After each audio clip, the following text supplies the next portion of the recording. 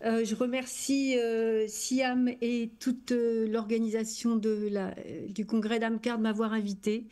Donc, alors, la prise en charge néonatale des maladies d'Epstein, c'est une niche, hein. Ça concerne vraiment une forme très, très particulière de cette sous-population de malformations. Et je dois dire que je ne vais pas montrer beaucoup d'écho pour une fois et que tout ce qu'a dit Xavier, c'est exactement la même anatomie chez le nouveau-né que chez l'adulte. Simplement, je vais axer mon propos de façon délibérée sur les formes néonatales fuyantes.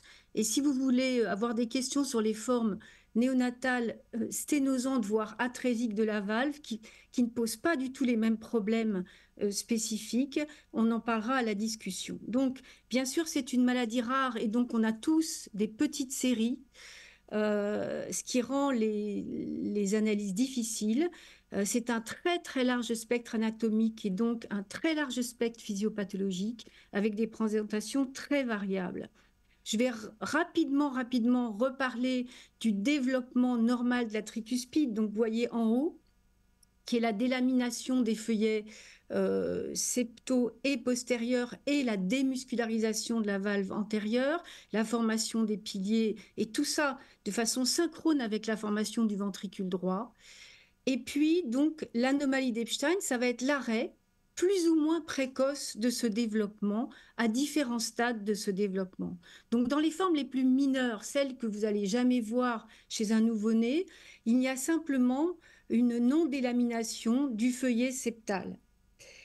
Plus grave, une non-délamination du feuillet septal et du feuillet postérieur, avec à chaque fois des orifices latéraux et apicaux dans ces formes mineures. Et dans toutes ces formes-là, il y a toujours une atteinte plus ou moins importante du feuillet antérieur, qui est une démuscularisation partielle et une anomalie de l'appareil sous-valvulaire. Mais dans ces cas-là, il y a toujours des orifices latéraux, comme a montré Xavier, en plus de l'orifice sous-infundibulaire. Mais dans les formes SAC, les formes les plus précoces et les plus sévères, il n'y a plus du tout de valve septale et postérieure, il y a juste la valve antérieure qui est muscularisée, comme on le voit sur ce petit schéma, avec un orifice qui est juste sous l'infundibulum, parfois même juste sous la valve. Alors, bien sûr, il y a les lésions associées, comme a dit Xavier, du ventricule droit, avec un ventricule droit fonctionnel plus ou moins hypoplasique et plus ou moins dysfonctionnant. Le retentissement avec le ventricule gauche, qui est soit l'interaction droite-gauche avec les dilatations, soit des myocardiopathies spécifiques, et en particulier, ce qu'on voit chez le nouveau-né, c'est les non-compactions. Les lésions de flux sur l'orifice pulmonaire avec des sténoses, hypoplasie, voire atrésie, dont on verra que c'est soit fonctionnel, soit organique. Mais ce qui est particulier, en fait, au nouveau-né, c'est les facteurs aggravant cette hémodynamique. C'est-à-dire que dans les formes fuyantes, finalement, la persistance des résistances pulmonaires fétales, l'hypoplasie pulmonaire, la cardiomégalie, la prématurité, les retards de croissance, tout ça, donc qui entraîne une immaturité de la vascularisation pulmonaire, vont gêner l'éjection du ventricule droit, altérer la précharge du ventricule gauche et entraîner un bas débit.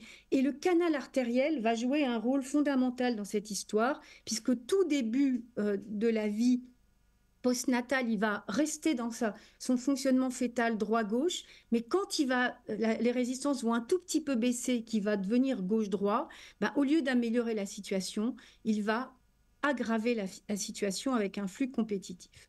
Donc, la clinique de ces formes graves fuidantes, hein, parce que moi, vous voyez que finalement, moi, je mets la gauche à gauche et la droite à droite, donc je suis désolée pour vous.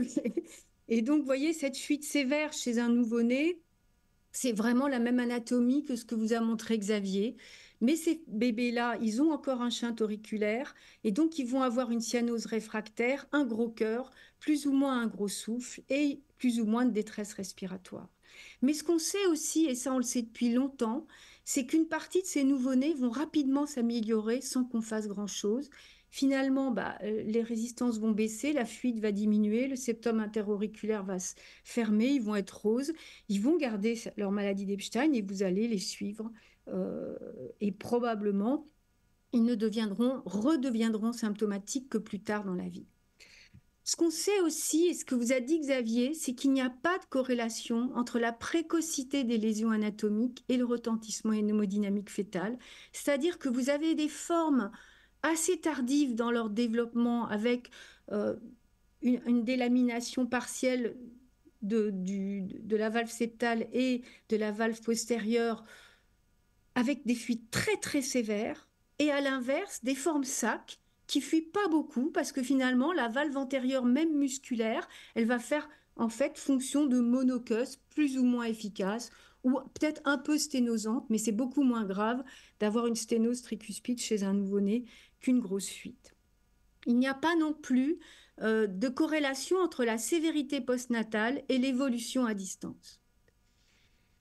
Alors, le problème des formes graves, c'est que dans toutes les séries, c'est vrai que les séries assument de mettre dans cette catégorie des Epstein une sous-catégorie d'atrésie pulmonaire à septum intact, dont la fuite tricuspide est sévère et le ventricule droit développé, avec une oreillette droite ectasique. Moi, je vais vous montrer surtout, paradoxalement, des échos fétales. Et regardez ce cœur, je crois que c'était un cœur à 23 semaines, qui occupe pratiquement tout le thorax fœtal, avec une ectasie de l'oreillette droite, une fuite tricuspide sévère, la valvule de Vieux-Sens qui obstrue pratiquement le ventricule gauche, et il y avait dans ce cas une atrésie pulmonaire vraie, organique. Alors, ce qu'il faut savoir aussi, c'est que la grande majorité des nouveau-nés qui ont une maladie d'Epstein, ils n'auront pas de symptômes à la naissance. Ils vont passer totalement au travers du diagnostic périnatal. Ce qui fait que le biais et le bénéfice du diagnostic prénatal, le biais, c'est que ce diagnostic prénatal, il ne va dépister que les formes les plus visibles, donc que les formes les plus graves. Donc pour nous, cardiopédiatres qui faisons du fœtus, bah, ça pose le problème du discours qu'on va tenir aux parents et puis d'évaluer le pronostic. En France, vous savez qu'on interrompt les grossesses n'importe quand, mais en Amérique du Nord, après 22 semaines, on ne peut plus interrompre une grossesse. Donc, pour l'Amérique du Nord en tout cas, et moins pour la France, eh bien, ce bénéfice, ça va être au moins d'avoir une idée de leur histoire naturelle et de pouvoir dégager des éléments de pronostic et de pouvoir évaluer l'efficacité des différentes prises en charge. Et là-dessus, il y a deux publications de la même équipe, qui est Lindsay Freud et Norman Silverman, qui ont fait une étude rétrospective énorme sur 23 centres nord-américains avec 243 fœtus atteints de maladie d'Epstein ou de dysplasie tricuspide sur 6 ans avec un thermodiagnostic moyen de 27 semaines. Alors, dans cette étude, vous voyez, ils avaient 243 fœtus, il y a quand même quelques IMG, mais pas tant que ça. Il y a quand même presque 20% de mort fétale in utero. Et sur les 176 nés vivants, il y a 32% de décès. Et ils ont essayé d'analyser donc les facteurs de mortalité avec les éléments cliniques et échographiques prénatales au diagnostic. Et qu'est-ce qu'ils ont sorti? Bah, la précocité du diagnostic prénatal. Donc finalement, l'importance des lésions, donc de la cardiomégalie anténatale. Donc plus c'est tôt, plus la maladie est grave, plus on la diagnostique tôt, bien sûr.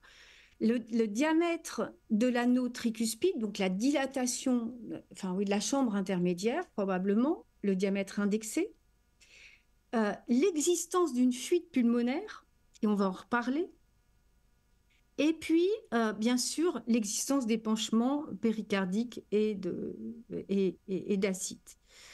Et puis est apparue déjà sur cette première étude et déjà chez le fœtus, la valeur pronostique que je dois avouer, moi, que je n'ai jamais utilisée à ma grande honte, mais je ne l'ai jamais utilisée, c'est la vitesse du jet tricuspide en prénatal et en postnatal immédiat, mais là, c'était dans cette étude en prénatal. Donc, plus cette vitesse est basse et plus le risque de mortalité périnatale est élevé. Et une deuxième notion qui est assez facile à comprendre de façon intuitive, c'est que quand il n'y a pas de flux antérograde en prénatal, et ça de façon précoce, eh bien, ce sont des formes plus graves. Alors, beaucoup plus intéressante est la deuxième étude qu'ils ont fait à partir de la même population, mais cette fois-ci, ils n'ont pris que les survivants au-delà de 24 heures, donc ils avaient 154 patients. Et là, ils ont analysé en fonction de ce que vous voyez sur le tableau de gauche, toutes les procédures qui ont été faites, hein, ces dilatations pulmonaires, coil, etc. J'insiste pas parce que on va en parler en fin de topo.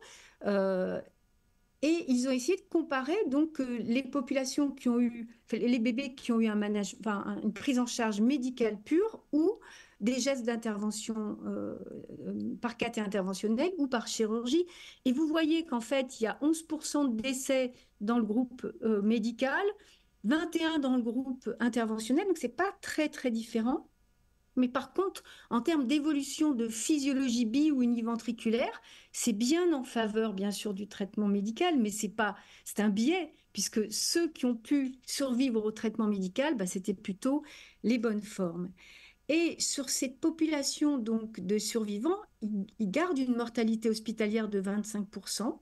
Et donc, ils ont réanalysé les éléments à la fois cliniques, échographiques, pré- et post-nataux dans cette population. Et apparaît significatif, encore une fois, un facteur prédictif de mortalité, la faible vitesse de la fuite tricuspide, l'absence de flux antérograde en post-natal immédiat. Ils n'ont pas réussi à mettre en évidence le TEI du VG, mais je pense que ça sortirait si ce n'était pas rétrospectif avec ce biais-là. Et dans les facteurs péjoratifs du fonctionnement univentriculaire, ce sont les mêmes critères que la mortalité, avec en plus la petite taille, donc une lésion de flux bien sûr, de l'anneau pulmonaire AT3 et en néonatal. Donc, si on analyse la mortalité en fonction des gestes qui ont été faits, hein, donc pour ceux qui ont eu un geste soit de cathé interventionnel, soit de chirurgie, bah, qu'est-ce qu'on remarque dans cette population? Eh bien que si on essaye de maintenir le canal artériel ouvert, soit par un stent, soit en le remplaçant par un shunt, et même en faisant un cerclage de l'artère pulmonaire, la mortalité, elle est de 50%. Et que la seule palliation qui a 0% de mortalité, dans ces formes fuyantes, c'est l'exclusion du ventricule droit. Alors bien sûr, ça ne fait pas débit ventriculaire, hein, mais en tout cas, ils survivent. Et à l'inverse, les procédures qui essayent de fermer le canal artériel, que ce soit par cathé ou par ligature chirurgicale, celles-là, elles ont une mortalité acceptable de 22%. Donc si on résume, les bons candidats qui ont un VD compétent, ils ont des vitesses de fuite tricuspide à plus de 3 mètres et un flux antérograde pulmonaire, parfois dès la période prénatale ou en tout cas rapidement en postnatal, et ceux-là bénéficient d'une prise en charge médicale avec parfois une fermeture du canal médicamenteuse ou par cathé interventionnel. À l'inverse, les mauvais candidats, bien, le geste qui est la stratégie la plus rentable en termes de, excusez-moi, oh là là, de mortalité, eh bien, c'est l'exclusion du ventricule droit. Attends, Yves, je suis en congrès. Alors, deux questions donc vont se poser. Y a-t-il un flux antérograde VDAP?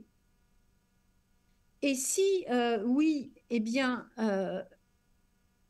cette atrésie est-elle fonctionnelle ou organique? Et y a-t-il un flux antérograde? Donc, s'il y a un flux antérograde pulmonaire, ben, le bébé il va être rose et peu cyanosé, il ne va pas être acide. Il aura probablement un shunt atrial bidirectionnel ou droit-gauche. Donc, voilà une forme avec un flux antérograde. Et vous voyez que c'est quand même une forme avec un orifice assez distal. Hein, mais si on regarde l'anatomie du ventricule droit, vous voyez que donc l'ouverture tricuspide, elle est juste sous la valve pulmonaire, mais l'anneau pulmonaire est de bonne taille. Le flux, le shunt auriculaire, il est droit-gauche et il y a un flux antérograde avec un petit canal. Ben, ce bébé, il s'est amélioré très rapidement et sa fuite pulmonaire sa fuite tricuspide qui était importante a rapidement régressé. Donc, qu'est-ce qu'il faut faire à ces enfants qui ont un flux antérograde pulmonaire, même s'ils sont un peu bleus et qui ont une fuite tricuspide importante? Eh bien, il faut probablement pas faire grand-chose, ou en tout cas essayer de ne pas faire grand-chose, ne pas les agresser, laisser le canal se fermer, tolérer une cyanose jusqu'à 70% s'il n'y a pas d'acidose et pas de polypnée, et cela même si la fuite semble importante et la cardiomégalie majeure. Il faut les laisser atterrir. Alors qu'à l'inverse, s'il n'y a pas de flux entérograde pulmonaire, va se poser la question de savoir si c'est une atrésie organique. Et là, c'est plutôt les formes frontières avec les atrésies pulmonaires à septum intact, donc c'est plus des dysplasies tricuspides que des Epstein. Ou est-ce que ce sont des atrésies fonctionnelles dont en fait on ne sait pas très bien au démarrage si c'est la sévérité des lésions ou si c'est les facteurs périnataux qui sont en première ligne de ce fonctionnement, de ce non-fonctionnement de ce ventricule droit. Et donc, pour faire ce diagnostic, il faut rechercher la fuite pulmonaire. Donc, je vous montre un fœtus, là. Donc, voilà l'oreillette droite, le ventricule droit, le ventricule gauche, avec une fuite sévère au premier trimestre. On est à 21 semaines. Et regardez l'artère pulmonaire qui est là. Vous voyez que la valve ne bouge pas, mais qu'il y a une fuite pulmonaire. Donc, ce bébé à 21 semaines, avec sa fuite sévère, a déjà une atrésie pulmonaire fonctionnelle avec une fuite pulmonaire qui traduit le caractère fonctionnel de l'atrésie. Bon, lui, il était en France, il a été interrompu, donc je n'ai pas son histoire naturelle et je n'ai pas pris la vitesse de sa fuite tricuspide, mais vu la précocité des lésions, je pense qu'il était un mauvais candidat de toutes les façons. Alors, comment on prend en charge une atrésie fonctionnelle? C'est compliqué parce qu'on a des injonctions contradictoires. Il faut maintenir l'oxygénation elle-même qui dépend du débit pulmonaire. Donc, on aurait bien envie de laisser le canal ouvert puisqu'il y a une atrésie fonctionnelle.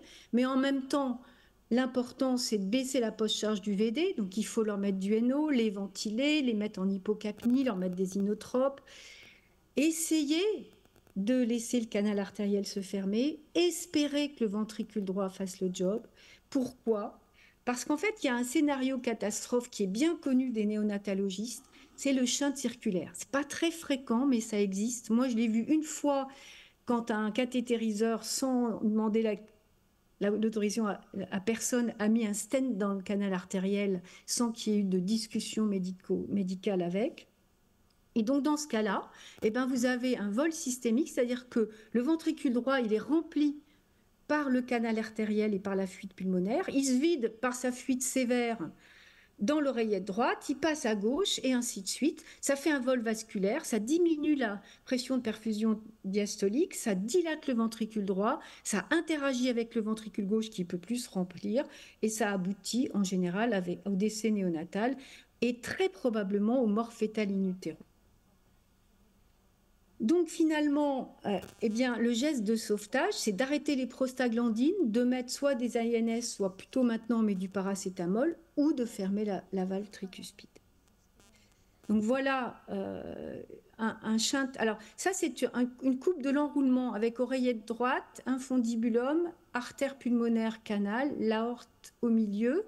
Et vous voyez donc une fuite pulmonaire qui se vide dans l'oreillette droite. Ça, c'est déjà un shunt circulaire fœtal. Hein, voilà. Alors, les formes des atrésies organiques. Les atrésies organiques avec IT sévère, la plupart du temps, ce sont des dysplasies ou des Epstein. L'obstacle, bien sûr, il aggrave. C'est très intéressant, passionnant, mais si vous pouvez un peu accélérer parce que on est pris par le temps, je suis désolée. D'accord. Je suis pratiquement finie. Donc, c'est les seuls cas où on maintient le canal artériel par les prostaglandines. Et si on doit ouvrir la voie VDAP, on risque le shunt circulaire. Et donc, dans ce cas-là, ça pose un problème. Alors, que retenir? Que la majorité des nouveau-nés avec maladie d'Epstein n'ont besoin de rien. Que pour les formes les plus sévères, elles vont mourir in utero ou décéder dans les premières heures. Pour les formes graves qui survivent, dont une partie s'améliore à la baisse des résistances, il faut essayer de fermer le canal soit spontanément, soit de façon interventionnelle, tolérer la cyanose, et que les atrésies pulmonaires vraies avec IT sont les seules qui justifient les prostaglandines, mais après, ça se complique. Et que pour le dépistage prénatal rendre service aux familles, il faut définir des critères prédictifs, la vitesse de la fuite tricuspide, avoir un accueil dans des structures dédiées, pour des décisions collégiales. Et donc, on peut être optimiste s'il n'y a pas de cardiomégalie en anténatal, une fuite tricuspide peu importante, un flux pulmonaire antérograde et pas d'épanchement. Voilà. Je vous remercie.